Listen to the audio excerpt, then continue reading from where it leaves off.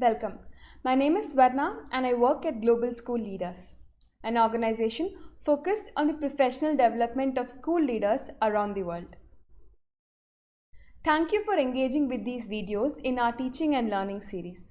We hope you found it helpful to learn about active learning and how to identify it during classroom observations. In this video, we will look at how we can use this new understanding of active learning strategies to improve teaching and learning in your school. As we have learned in the earlier videos of this module, active learning does not necessarily mean physically active.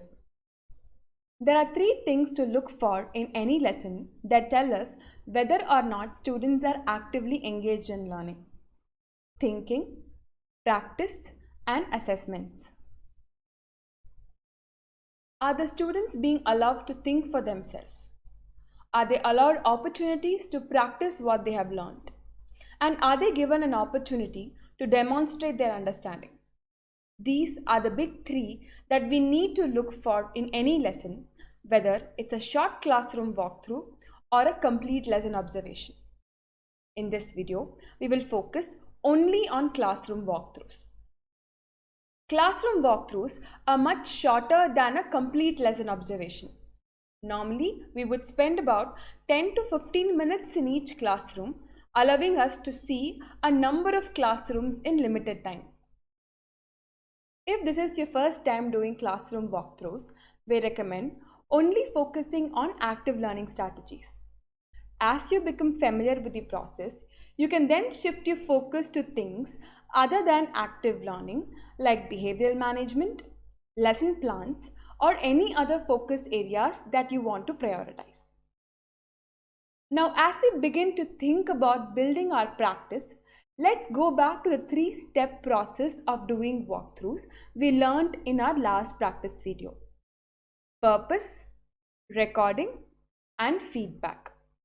Let's look at these steps in more detail using a simple organizer that will be available for download at the end of this video. The first thing to do is to define our purpose.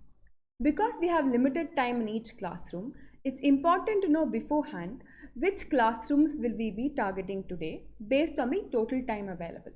So if we have an hour, we know we can cover about 4 to 5 classrooms if we spend 10 to 15 minutes in each class. So once we know that, we can put down the names of the teacher we would like to focus on supporting today. Next, we need to record and document our observation. Remember that we are looking for examples of the big three: thinking, practice, and assessment. It's quite likely that when we are observing different classrooms, we will see different parts of the lesson in each classroom. That's all right. Our job is to note down any examples we see of any of the active learning strategies. The last thing to do is to have follow-up conversation so we can share our thoughts and feedback to our relevant teachers. So once we are back in our office, we need to read through our notes and prepare our thoughts for the follow-up conversation. Since we have limited time, it will always be beneficial to focus on one thing instead of trying to cover everything. We recommend writing down at least one grow and one glow for each teacher.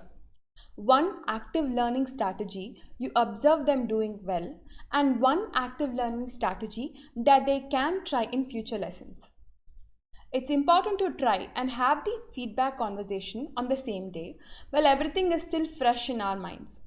These are meant to be quick 10 to 15 minute conversation with each teacher and not a longer discussion like we would like to have after a full lesson observation. We have also provided this list of classroom activities that encourage students to engage actively in lesson. They can be shared with teachers at the end of your conversation as a resource to help them plan better. So this brings us to the end.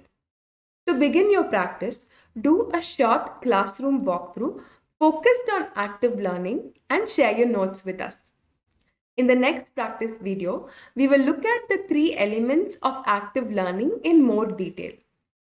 Please remember that you can share your ideas and reflections in the GSL community group. We look forward to hearing about your experience.